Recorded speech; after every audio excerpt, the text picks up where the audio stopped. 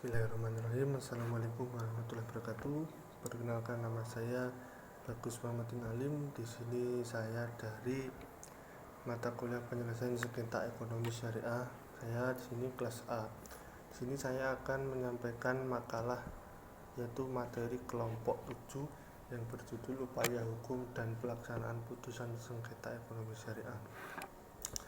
Di mana di sini anggota kami terdiri dari Mbak Wahyu Intan Lubaba Zahro, Muhammad Khalilur Rahman Al-Baihaqi Jaulhab, saya Bagus Muhammadin Alim, dan Muhammad Zainul Ihsan. Di mana desain pengampunya adalah Bapak Khairul Munib SAG SHMH. Baik, di sini langsung saja masuk ke materi yang pertama.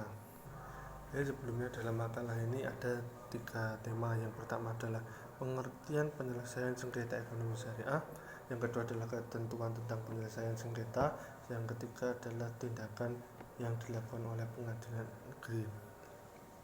Langsung masuk pada materi yang pertama, yaitu pengertian penyelesaian sengketa ekonomi syariah. Sengketa ekonomi syariah sendiri terdiri dari 2 subkata. Yang pertama adalah sengketa, yang kedua adalah ekonomi syariah.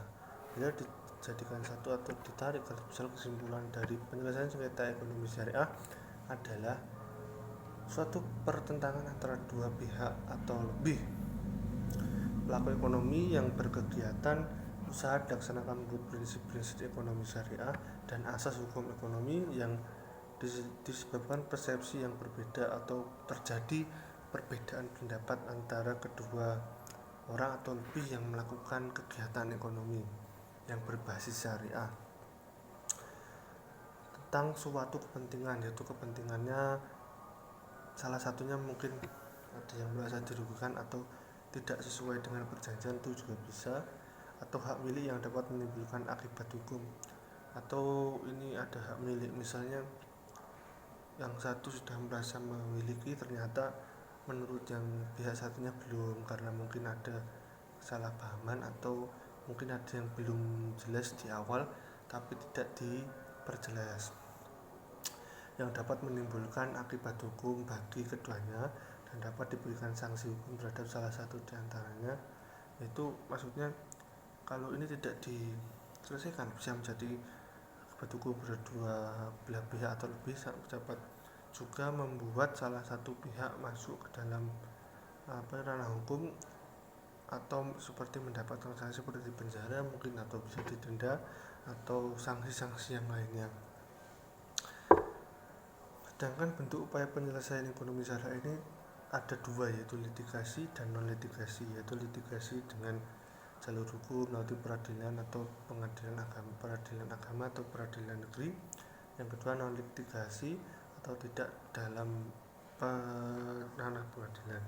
Yang kedua adalah ketentuan tentang penyelesaian. Ketentuan tentang penyelesaian ekonomi syariah dengan cara sederhana bisa dilakukan dengan cara yang pertama.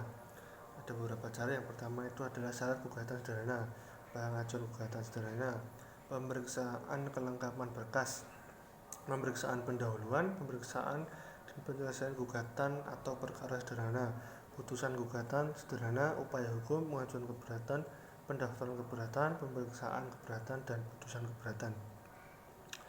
Selanjutnya kita masuk materi yang terakhir atau materi yang ketiga, suatu tindakan yang dilakukan oleh pengadilan agama atau pengadilan negeri terhadap pihak yang kalah dalam perkara agar pihak tersebut menjalankan amar putusan pengadilan bagaimana mestinya.